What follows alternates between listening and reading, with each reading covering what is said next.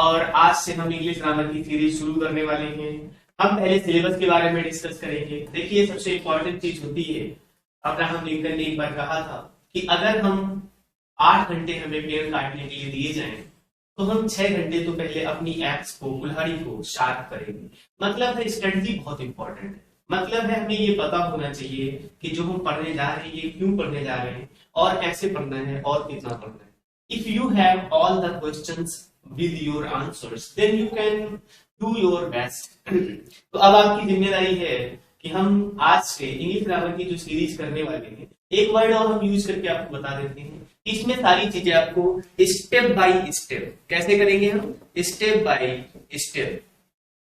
तो अब तक आपने जो भी इंग्लिश ग्रामर कभी भी कहीं भी पढ़ा है, अगर अभी आपको प्रॉब्लम आ रही है तो अब आपको ध्यान से सोचना चाहिए अपने बारे में कि किस तरीके से आप अपनी लाइफ को और आसान बना सकते हैं। आज से शुरू करिएगा, यहीं से शुरू करिएगा और एक बार आप ध्यान से कुछ जिंदगी का कुछ अवसर, कुछ टाइम निकाल कर अपने समय का यूटिलाइज कर लीजिएगा। अगर आप डेली 3-4 घंटे पढ़ सकते हैं तो आपको 1 महीने में ऑलमोस्ट कंप्लीट हो जाएगा। अगर आप डेली 1-2 घंटे ही करना चाहते हैं तो ज्यादा से ज्यादा जिंदगी के 2 महीने, लाइफ के 2 महीने एक बार आप व्यवस्थित नोट्स भी बनाते जाइएगा। जो चीजें आपको बताई जाए वो करते जाइएगा, ताकि आपको जीवन में फिर कभी कोई बहाना न करना पड़े कि आप ऐसी जगह से थे जहां से आपको इंग्लिश में प्रॉब्लम हुई या इंग्लिश की वजह से आपका सिलेक्शन नहीं हो पाया। एक बार आप ध्यान से पढ़ लीजिएगा, सारी चीजें स्टेप बाय स्टेप कंप्लीट कर लीजिएगा। इससे आपको क्या होगा, फ्यूचर में कभी भी कोई प्रॉब्लम नहीं आएगी। तो सबसे पहले हम समझते हैं कि इंग्लिश ग्रामर एक्चुअली क्या है। इंग्लिश ग्रामर एक्चुअली क्या है और इंग्लिश ग्रामर में किस टाइप की चीजें हमें पढ़नी पड़ेगी, कितना पढ़ना पड़ेगा। एक बार हम ये समझ लेते हैं कितना पढ़ना पड़ेगा, तो इससे हमारा रास्ता और क्लियर हो जाएगा कि हमें कितनी दूर जाना है, कितना टाइम लगेगा।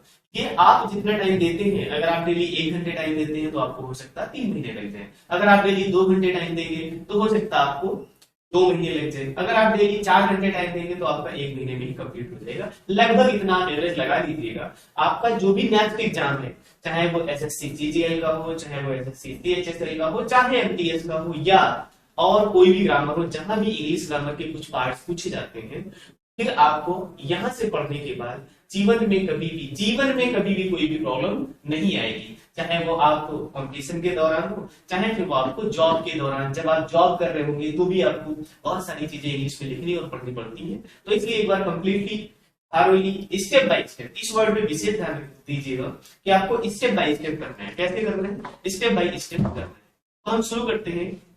तो हम आपको सिलेबस बताएंगे एसएससी सीजीएल का, एसएससी सीएचएसएल का।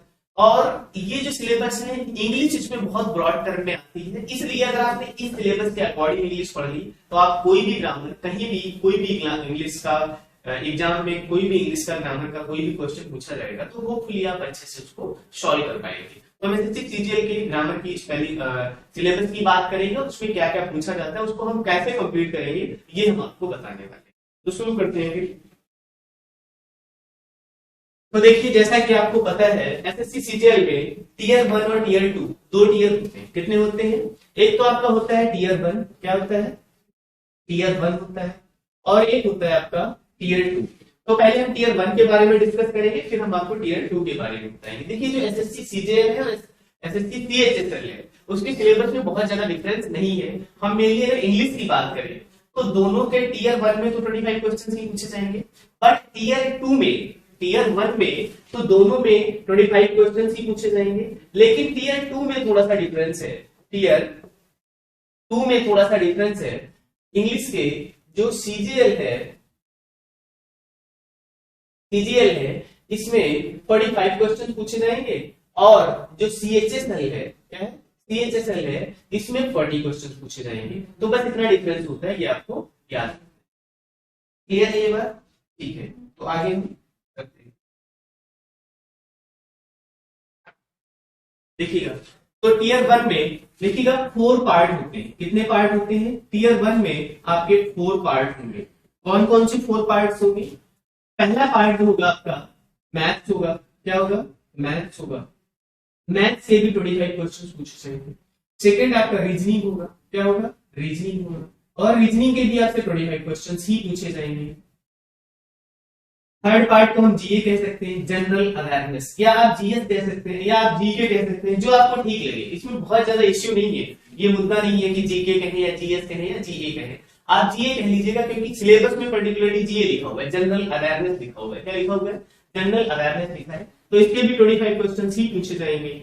और जो इंग्लिश है, यही हमारा टारगेट है, यहीं से हम आपको बताएंगे कि इंग्लिश में, और देखिएगा एसएससी सीजीएल हो या सीएचएसएल हो, सबसे ज्यादा वेटेज इंग्लिश का ही है। ईयर 2 में सबसे ज्यादा वेटेज इंग्लिश का ही है, वो हम आगे आपको सिलेबस में बताएंगे। इसमें तो सभी का वेटेज इक्वल है। तो इंग्लिश के भी 25 क्वेश्चन ही पूछे जाएंगे। इनके सबके अलॉटेड मार्क्स जो है वो 50 है। कितने हैं? 50 मार्क्स। कितने मार्क्स है? 50 मार्क्स है। मतलब एक क्वेश्चन आपका 2 मार्क्स का है। एक क्वेश्चन कितने मार्क्स का है? 2 मार्क्स का है। तो ये बात क्लियर होगी आपको। तो ये आपका कंटेंट हो गया टीयर 1 का। अब हम इंग्लिश की बात करते हैं, मेनली इंग्लिश की। बाकी सब्जेक्ट्स के टीचर आपको अपना सिलेबस बताएंगे, मैथ्स में क्या पढ़ना है, कैसे पढ़ना है। रीजनिंग के टीचर्स आपको रीजनिंग का सिलेबस बताएंगे, क्या पढ़ना है और कितना पढ़ना है और कैसे पढ़ना है। जीए के जो टीचर्स हैं, हमारी जो टीम है, जो फैकल्टीज है, वो लोग डिस्कस करेंगे आपसे जीए में कौन से सब्जेक्ट में कितना पढ़ना है, वो आप वहां से डिस्कस कर लीजिए। मेरी जिम्मेदारी है मैं आपको थारोली ये बता सकूं कि इंग्लिश ग्रामर का कौन सा पार्ट, कितने क्वेश्चन आपसे पूछे जाएंगे और उसको हम कवर कैसे करेंगे। तो एक बार ध्यान से आप ये समझ लीजिएगा, ताकि अगर आपको रास्ता क्लियर रहेगा तो मंजिल तक पहुंचना आसान हो जाएगा। रास्ता मुश्किल होगा, अगर रास्ता आपको पता ही नहीं होगा तो मंजिल तक कैसे पहुंचेंगे। इसलिए पहले रास्ते देख लीजिएगा, किस किस रास्ते से जाना है, मंजिल तो हम पहुंच ही जाएंगे। देखिएगा इंग्लिश में क्या है, इंग्लिश के सिलेबस को 3 पार्ट में डिवाइड किया गया। इंग्लिश के सिलेबस को 3 पार्ट में डिवाइड किया गया। इंग्लिश के सिलेबस को 3 पार्ट में डिवाइड किया गया है।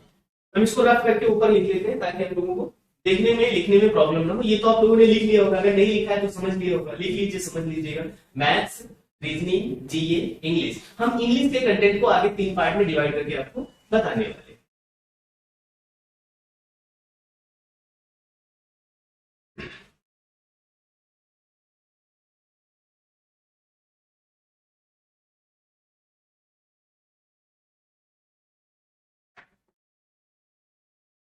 तो टीयर 1 में जो इंग्लिश के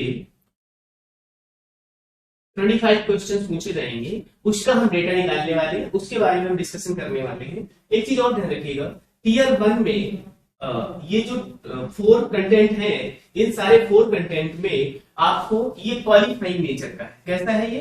क्वालिफाइंग है।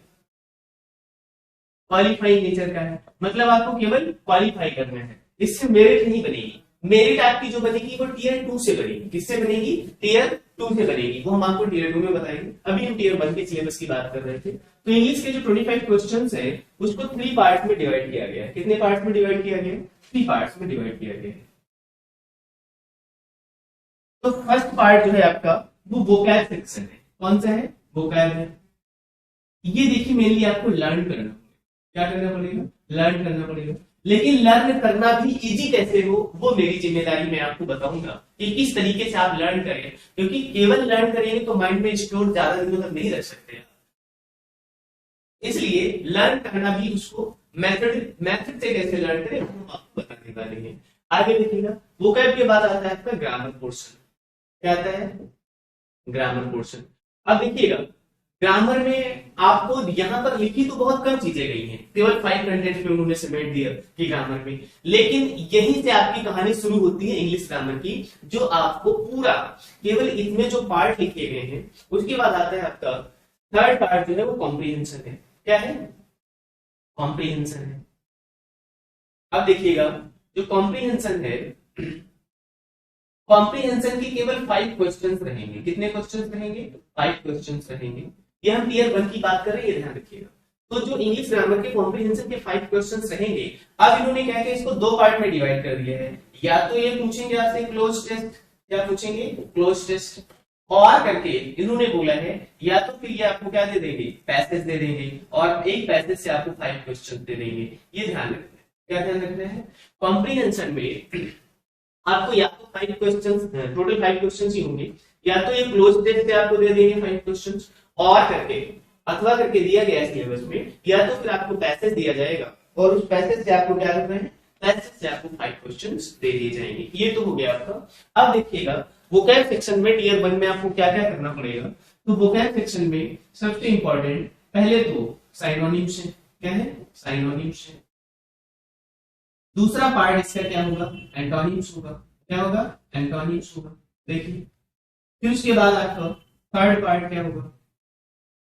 वन वर्ड सब्स्टिट्यूशन हो जाएगा। क्या हो जाएगा? वन वर्ड सब्स्टिट्यूशन हो जाएगा। वन वर्ड सब्स्टिट्यूशन हो जाएगा। फोर्थ पार्ट आपका क्या हो जाएगा? इडियम्स एंड फ्रेजेस हो जाएगा। क्या हो जाएगा? इडियम्स एंड फ्रेजेस हो जाएगा।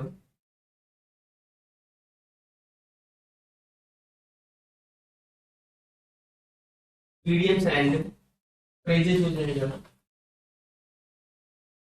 ठीक है। और फिफ्थ पार्ट क्या हो जाएगा आपका? मिस स्पेल हो जाएगा या स्पेलिंग एरर हो जाएगा। तो ये भी लर्न करने का ही एक तरीके से पार्ट है। अगर हमें स्पेलिंग ठीक से आती है तो इसमें गलतियां कम होंगी या आप उसको ठीक कर लेंगे। तो मिस स्पेल हो जाएगा। क्या हो जाएगा? मिस स्पेल हो जाएगा। क्या हो जाएगा? मिस स्पेल हो जाएगा। क्या हो जाएगा? मिस स्पेल हो जाएगा। ओके। अब हम बात करते हैं ग्रामर पार्ट की। किसकी बात करते हैं? ग्रामर पार्ट की। तो ग्रामर पार्ट में क्या क्या आता है? फिल इन दी ब्लैंक्स आएगा। क्या आएगा? फिल इन दी ब्लैंक्स आएगा। सेंटेंस करेक्शन आएगा। क्या आएगा? सेंटेंस करेक्शन आएगा।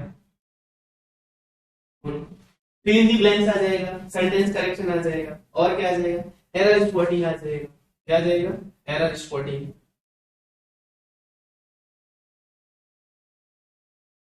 और क्या आ जाएगा? फिल इन दी ब्लैंक्स होगा, सेंटेंस करेक्शन होगा, एरर स्पॉटिंग होगा, एक्टिव वाइज आ जाएगा। क्या आ जाएगा? एक्टिव पैसिव वाइज आ जाएगा। एक्टिव पैसिव आ जाएगा। क्या आ जाएगा? एक्टिव पैसिव आ जाएगा। क्या आ जाएगा? फिल इन दी ब्लैंक्स हो जाएगा, सेंटेंस करेक्शन हो जाएगा, एरर स्पॉटिंग हो जाएगा, एक्टिव पैसिव हो जाएगा, और पैरा जंबल्स। क्या होता है? Para jumbles.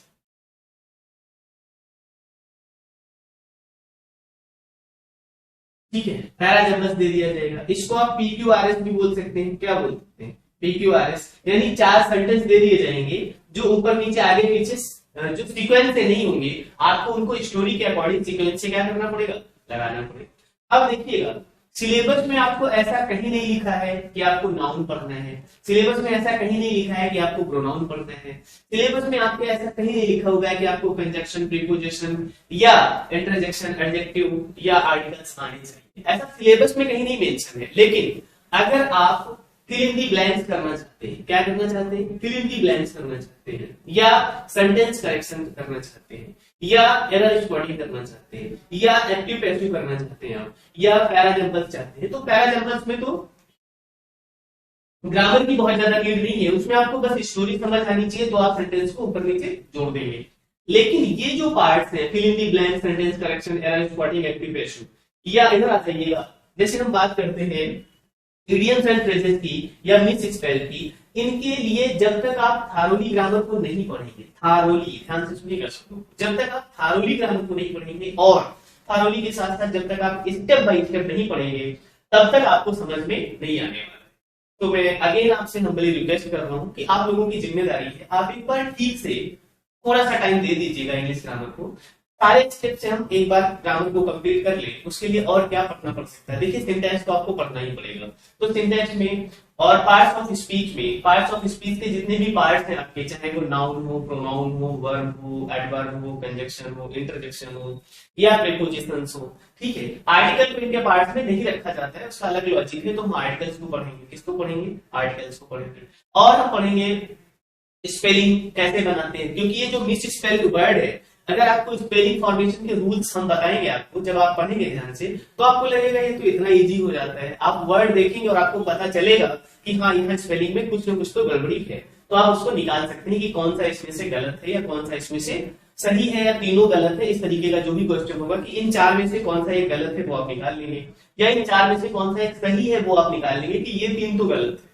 तो इस तरीके से आप चीजों को फाइंड आउट कर पाएंगे। तो ये हो गया हमारा टीयर 1 का सिलेबस, टीयर 1 का इंग्लिश का सिलेबस। इसके पहले हमने आपको बताया कि टीयर 1 में 4 कंटेंट होते हैं, मैथ्स के भी 25, मैथ्स के भी 25 क्वेश्चन होंगे और इंग्लिश के भी 25 क्वेश्चन होंगे, रीजनिंग के भी 25 क्वेश्चन होंगे और जीए के जनरल अवेयरनेस के।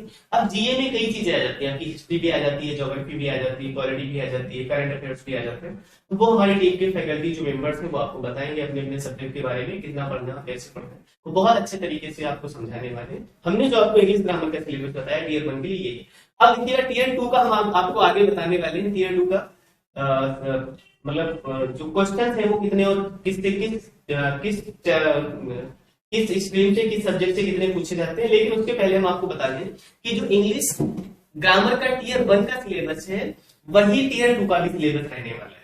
जो टीयर 1 का सिलेबस है वही टीयर 2 का भी सिलेबस रहने वाला है। बस कुछ एक दो चीजें जुड़ जाएगी। जब हम टीयर 2 की बात करेंगे तो जैसे आप देख रहे हो यहाँ पे केवल एक्टिव पैसिव की बात की गई है, यहाँ पे डायरेक्ट नेट की बात नहीं की गई है। तो टीयर 2 में आपका क्या ऐड हो जाएगा, टीयर 2 में आपका डायरेक्ट ही ऐड हो जाएगा, बाकी सारी चीजें सेम रहने वाली है। अगर आप चाहो तो इनके क्वेश्चंस भी ऐसा ऑलमोस्ट देखा गया है कि 2 सिनोनिम के क्वेश्चन पूछे जाते हैं, 2 एंटोनिम के क्वेश्चन पूछे जाते हैं, 2 वन वर्ड सब्स्टिट्यूशन के क्वेश्चन पूछे जाएंगे, 2 इडियम्स एंड फ्रेजेस के क्वेश्चन पूछे जाएंगे, 2 मिसिंग स्पेलिंग के क्वेश्चन पूछे जाएंगे, फिल इन द ब्लैंक्स के भी 2 क्वेश्चन रहेंगे, सेंटेंस करेक्शन के भी 2 क्वेश्चन रहेंगे, एरर स्पॉटिंग के 2 क्वेश्चन रहेंगे, एक्टिव पैसिव के 2 क्वेश्चन रहेंगे, पैरा जनरल्स के भी 2 क्वेश्चन रहेंगे।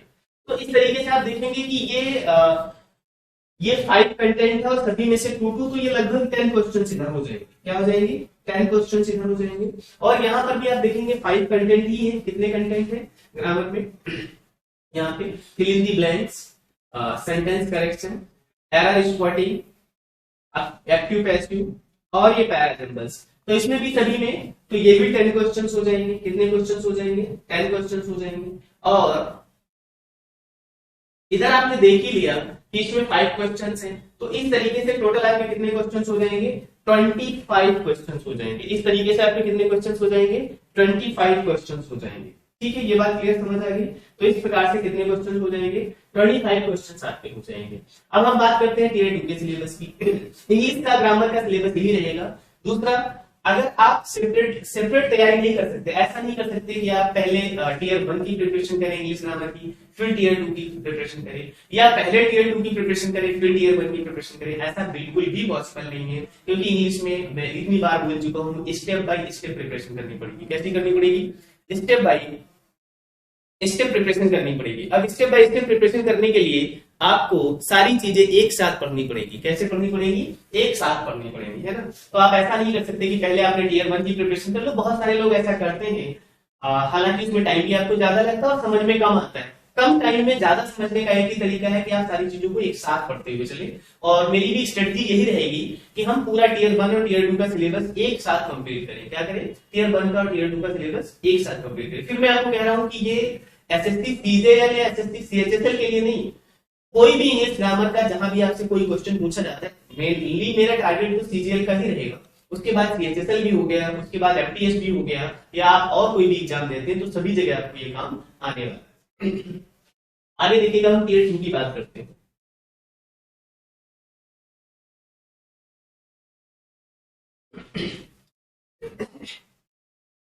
और अब जो सिलेबस हो गया आपका काफी अच्छा हो गया। इंग्लिश के लिए तो विशेष अच्छा हो गया क्योंकि इंग्लिश के वेटेज बढ़ा दिया गया, तो इंग्लिश को अब आप लोगों को ज्यादा ही पढ़नी पड़ेगी, ये ध्यान रखिएगा। 45 क्वेश्चंस टीयर 2 में पूछे जाते हैं सीरियल, समझ गए आप। बाकी सारे कंटेंट से कितने कितने क्वेश्चन रहेंगे वो मैं आपको दिखा रहा हूँ। देखिए,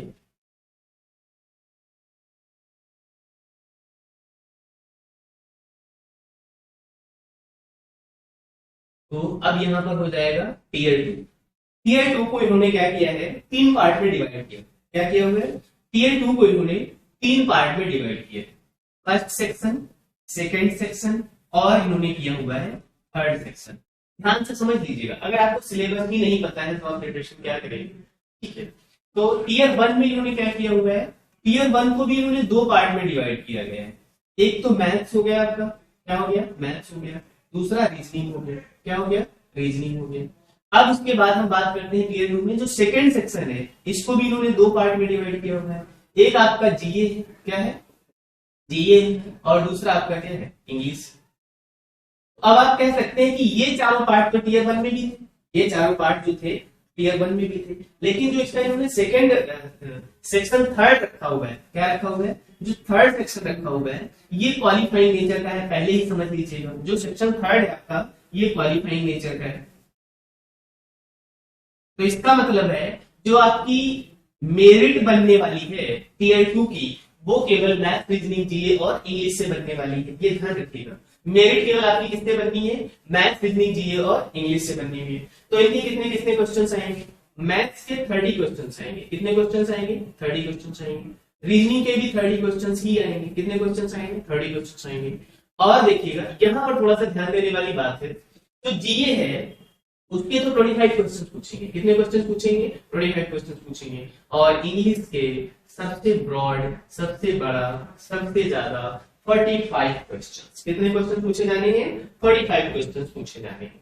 अब आप अगर इनको मार्क्स से मल्टीप्लाई करना चाहें, क्या करना चाहें, मार्क्स से मल्टीप्लाई करना चाहें, तो थोड़ा सा डेटा आपको और देखना है। इसके 30 क्वेश्चंस इंटू 3 मतलब 90 मार्क्स आ जाएंगे, कितने मार्क्स आ जाएंगे, ये क्वेश्चन है और ये क्या है, मार्क्स, क्या है, मार्क्स है। अब देखिएगा इसको भी इंटू 3 कर देंगे तो इसमें भी 90 मार्क्स आ जाएंगे, इसको इंटू 3 करेंगे तो ये आ जाएगा 75 मार्क्स, कितने आ जाएंगे 45 इंटू 3 करेंगे तो ये आ जाएगा 135 मार्क्स, कितने मार्क्स आ जाएंगे, 135 मार्क्स आ जाएंगे। जो सेक्शन थर्ड है वो क्वालिफाइंग नेचर का है, किसका है, और इसमें क्या पूछा जाना है, कंप्यूटर और डेटा एंट्री। क्या है, इसके दो पार्ट कौन कौन से हैं, कंप्यूटर और डेटा एंट्री। क्या पूछा जाना है इसमें, कंप्यूटर और डेटा एंट्री। अब देखिए कंप्यूटर के कितने क्वेश्चंस आएंगे, 20 क्वेश्चंस आएंगे, कंप्यूटर के 20 क्वेश्चंस आएंगे। और अगली क्वेश्चन कितने नंबर का होगा, 3 मार्क्स का होगा, तो ये लगभग ये टोटल 60 मार्क्स का हो जाएगा, कितने मार्क्स का हो जाएगा, 60 मार्क्स का हो जाएगा। जो डेटा एंट्री है, क्या है, डेटा एंट्री है, इसके लिए आपको, डेटा एंट्री के लिए आपको ये क्वालिफाइंग है, कुछ पैसेज या कुछ दिया जाएगा उसको आपको टाइप करना होगा, क्या करना होगा, टाइप करना होगा। तो इसका एवरेज निकाला गया है, तो 27 वर्ड पर मिनट कितना आएगा, लगभग इसका 27 वर्ड पर मिनट स्पीड होनी चाहिए, कितनी होनी चाहिए, कंप्यूटर टाइपिंग में आपकी डेटा एंट्री के लिए 27 वर्ड पर मिनट होना चाहिए। अब देखिए इसके लिए टाइम कितना अलॉटेड है, इसके लिए टाइम 15 मिनट अलॉटेड है, कितना टाइम अलॉटेड है, और इसके लिए भी 15 मिनट टाइम अलॉटेड है, ये ध्यान रखना, कितना कितना टाइम अलॉटेड है, 15 मिनट। एक चीज और ध्यान देने वाली बात है, जब आप सीबीटी से एग्जाम दे रहे होंगे तो अब आप बिल्कुल भी होशियारी नहीं कर सकते या कम ज्यादा टाइम नहीं कर सकते। आपके पास फर्स्ट सेक्शन में 1 आवर का टाइम होगा, क्या होगा, 1 आवर का टाइम होगा। आप चाह कर भी आप ऐसा नहीं कर सकते कि मान लीजिए आपने 1 आवर के पहले ही मैथ्स और रीजनिंग कंप्लीट कर लिया, ये हाइपरबोल है, समझने के लिए, बस एक सिचुएशन समझने के लिए, हालांकि ऐसा हो नहीं सकता। हाँ, आप यहां जरूर चाहेंगे कि ये जो 1 आवर अलॉटेड टाइम है, इस 1 आवर अलॉटेड टाइम को आप चाहेंगे कि मैथ्स और रीजनिंग के लिए यूज कर पाए, लेकिन ऐसा बिल्कुल भी पॉसिबल नहीं है। 1 घंटे में आपका जो 1 आवर, फर्स्ट 1 आवर चलेगा वो मैथ्स और रीजनिंग के लिए होगा, और आप इसको पहले भी कंप्लीट कर लो तब भी आपको 1 आवर तो वेट करना ही पड़ेगा। और आप इसमें क्वेश्चन छूट भी जाएंगे तो आप चाहो कि इसमें 1 आवर से ज्यादा टाइम देना चाहते हो तो भी आप नहीं दे सकते हो, क्योंकि आपका जो सीबीटी आप एग्जाम में बैठे होंगे तो आपका जो कंप्यूटर होगा, जैसे ही 1 आवर कंप्लीट होगा, आपका चाहे मैथ्स के क्वेश्चन छूट जाए या रीजनिंग के क्वेश्चन छूट जाए, आप उसको कंट्रोल नहीं कर सकते। वो अपने मन से 1 आवर कंप्लीट होगा, मैथ्स और रीजनिंग का सेक्शन ही कंप्लीट हो जाएगा, खत्म हो जाएगा, आपको दिखाई नहीं पड़ेंगे क्वेश्चन उसके, और ऑटोमेटिकली आपके पास जीए और इंग्लिश खुल जाएगा। क्या खुल जाएगा, जीए और इंग्लिश खुल जाएगा। जैसे ही इसका 1 आवर कंप्लीट होगा, ये भी सेक्शन आपका कंप्लीट हो जाएगा। उसके बाद फिर आपको अलग से कंप्यूटर और डेटा एंट्री के लिए ये मिलेंगे इसमें से क्वेश्चन, है ना। तो ये चीज आपको ध्यान रखनी है, ओके। तो ये आपको ध्यान रखना है कि आपकी जो मेरिट बनेगी वो किसके बेस पे बनेगी, मेरिट केवल बनेगी फर्स्ट सेक्शन और सेकंड सेक्शन के बेस पे। ये आपका थर्ड सेक्शन जो है वो कैसा है, ये क्वालिफाइंग नेचर का है, कैसा है, क्वालिफाइंग नेचर का है, ये भी इंपॉर्टेंटली याद रखना है ना। तो मेरिट आपकी जो बनने वाली है ये 90 + 90 + 75 + 135 लगभग लगभग टोटल 390 मार्क्स पे मिलने वाली है। कितने मार्क्स पे, 390 मार्क्स पे मिलने वाली है।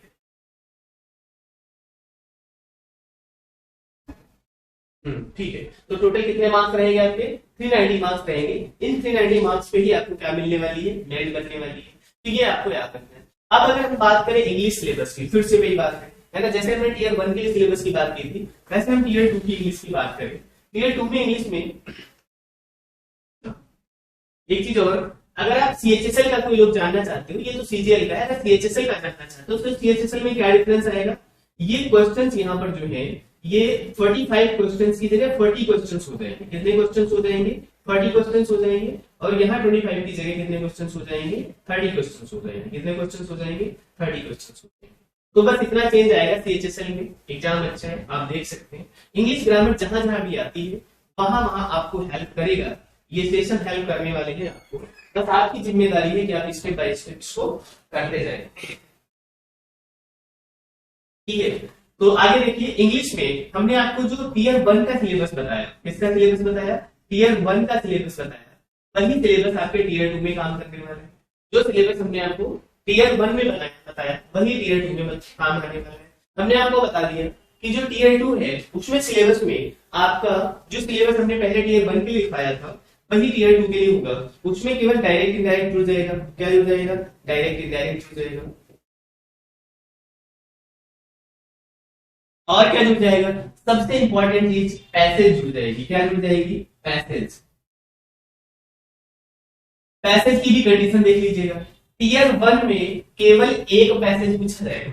टीयर 1 में केवल एक पैसेज पूछा जाएगा, या फिर पैसेज ना देकर वो आपसे क्लोज टेस्ट भी पूछ सकते हैं। क्या पूछ सकते हैं, लेकिन लेकिन लेकिन टीयर 2 में 3 पैसेजेस पूछे जाने हैं। कितने पैसेजेस पूछे जाने हैं, 3 पैसेजेस पूछे जाने हैं। टीयर 2 में कितने पैसेजेस पूछे जाने हैं, 3 पैसेजेस पूछे जाने हैं, जिसमें क्लियरली मेंशन है कि जो एक पैराग्राफ होगा, जो एक पैसेज होगा आपका, वो थोड़ा सा सिंपल होगा, वो ऐसा होगा, वो कोई स्टोरी का पैसेज होगा या किसी बुक का उठाया हुआ डायरेक्ट पैसेज होगा। लेकिन be aware for passage 2 and 3। कम से कम 3 पैसेज लिखा है, 3 से पैसेज ज्यादा भी हो सकते हैं। उसमें लिखा हुआ है सिलेबस में कि कम से कम 3 पैसेज हो सकते हैं, मतलब 3 से ज्यादा भी हो सकते हैं पैसेज। और उसमें जो एक पैसेज होगा वो आपका जनरल, सिंपल या टेक्स्ट बेस्ड या स्टोरी बेस्ड होगा। लेकिन बाकी के जो 2 पैसेज होंगे या 2 से जो ज्यादा पैसेज होंगे, साफ साफ लिखा है वो करंट सिचुएशंस पे बेस्ड होंगे, करंट अफेयर्स पे बेस्ड होंगे, न्यूज़पेपर से लिए जाएंगे, मैगजीन से लिए जाएंगे। तो आपको करना क्या है, अब एक तो यहां से आपको टोटल जितनी भी आपकी नीड है कंप्लीट की जाएगी। जितना भी जरूरी है आपका, चाहे वो ग्रामर सेक्शन हो, चाहे वो वोकैब सेक्शन हो, चाहे वो कॉम्प्रिहेंशन या पैसेज बेस्ड क्वेश्चन, वो सारे आपको करवाए जाएंगे। आपकी भी जिम्मेदारी है थोड़ा सा पढ़ना शुरू करिए। क्या करिए, केवल बहानेबाजी से काम नहीं चलेगा, केवल इधर उधर ताक झाक करने से नहीं काम चलेगा। आप घंटे 2 घंटे बैठिए और आपका जो सिलेबस बताया गया है, इस सिलेबस को रोज देखिएगा, एक बार नोट कर लीजिएगा आपको कितना पढ़ना है, कैसे पढ़ना है, क्या पढ़ना है, ये रोज यहाँ पर आपको बताया जाएगा। तो अगर आपको सिलेबस पता है ठीक से, तो हमने अभी पैसेज की बात कर रहे थे, पैसेज के लिए आपको क्या करना है, आप भी इंग्लिश का पेपर पढ़ा करिएगा। अब इसके लिए ये जरूरी नहीं कि आप डेली न्यूज़पेपर खरीदने लगो। आप ये शिकायत करने लगते हो ना कि डेली न्यूज़पेपर खरीद के क्या करेंगे, एक दिन में तो पढ़ नहीं पाते। हाँ, अच्छी बात है, आप क्या करिएगा, एक न्यूज़पेपर खरीद लीजिएगा, कम से कम एक सप्ताह पढ़िएगा। भाई एक दिन एक पेज पढ़ लिया, दूसरे दिन दूसरा पेज पढ़ लिया, तीसरे दिन तीसरा पेज पढ़ लिया, चौथे दिन चौथा पेज पढ़ लिया। इस तरीके से आप एक एक पेज पढ़िएगा। जब आप पेज पढ़ेंगे, जब आप स्टोरी पढ़ेंगे, तो बहुत सारे सेंटेंसेस आपके दिमाग में ऐसे फिट हो जाते हैं। कई बार क्या होता है, एग्जाम में एज सेंटेंस आ जाता है तो आपको स्टोरी याद रहती है। दूसरी चीज है, इंग्लिश को याद करना बहुत मुश्किल है, उसको जीना पड़ेगा, उसको समझना पड़ेगा, उसको फील करना पड़ेगा। जैसे हम हिंदी की बात करेंगे, आपको लगता है कि जब आप छोटे थे, आपको क्या हमारे पेरेंट्स ने या हमें हमारे पेरेंट्स ने पहले ये बताया था कि वर्तमान काल क्या होता है, भूतकाल क्या होता है, भविष्य काल क्या होता है? ये नहीं सिखाया था। उसके पहले भी हम लोग बात करते थे, कल मामा के घर जाएंगे, तो क्या हमें पता था, हमारे पेरेंट्स ने हमें बताया था भविष्य काल की बात कर रहे? नहीं। कल मामा के घर गए थे तो हमें पता है ये भूतकाल की बात है। हम स्कूल जा रहे हैं, क्या जब ऐसा हमने बोलना शुरू किया था तो क्या हमें वर्तमान काल, भूतकाल और भविष्य काल पता था? नहीं पता था। अगर आप इस चीज को पकड़ लोगे, अगर आप इस चीज को समझ लोगे कि लैंग्वेज को पढ़ने के लिए उसको जीना पड़ेगा, लैंग्वेज को समझने के लिए उसको पढ़ना पड़ेगा, लैंग्वेज को समझने के लिए उसके आसपास एटमॉस्फेयर में रहना पड़ेगा, तो आप ज्यादा आसान तरीके से सीख सकते हैं। वैसे तो नॉलेज तो अचीव किया जा सकता है, अगर आप एटमॉस्फेयर में नहीं भी रहते हैं तो भी, उस एटमॉस्फेयर में नहीं रहते हैं तो भी आप नॉलेज को सीख सकते हैं, क्योंकि जो हमारा कॉग्निटिव माइंड होता है वो सीखने के लिए अवेयर होगा तो आप सीख लेंगे। लेकिन मैं आपको ये बताना चाहता हूँ कि कितना आसान है लैंग्वेज सीखना। जैसे हमने हिंदी का एग्जांपल लिया कि हम कल मामा के यहाँ जाएंगे, तो हमें पता है ये वाला जो कल है ये फ्यूचर के लिए यूज किया गया। हम कल मामा के यहाँ गए थे, तो ये वाला जो कल यूज किया गया गए थे, ये पास्ट के लिए यूज किया गया। लेकिन ऐसा बोलते समय आपने पहले ध्यान से देखिएगा, एक सेकंड सोच कर देखिएगा, पॉज लेकर सोचिएगा, क्या आपको तब भूतकाल, वर्तमान काल और भविष्यकाल पता था? नहीं पता। तो मतलब यही है, इंग्लिश भी आप ऐसे धीरे धीरे सीख जाएंगे, थोड़ा सा टाइम दीजिएगा, स्टेप बाय स्टेप। आज के बाद यहाँ से आपको जो भी लेक्चर मिलेंगे आपको स्टेप बाय स्टेप कर रहे हैं, आपको पता ही नहीं चलेगा कितने आसान तरीके से आप इंग्लिश सीख गए। तो ये आपकी जिम्मेदारी है। धन्यवाद, मिलते हैं स्टेप बाय स्टेप हम अगले लेक्चर में आपसे। सिलेबस देख लीजिएगा प्लीज। ठीक है, थैंक यू।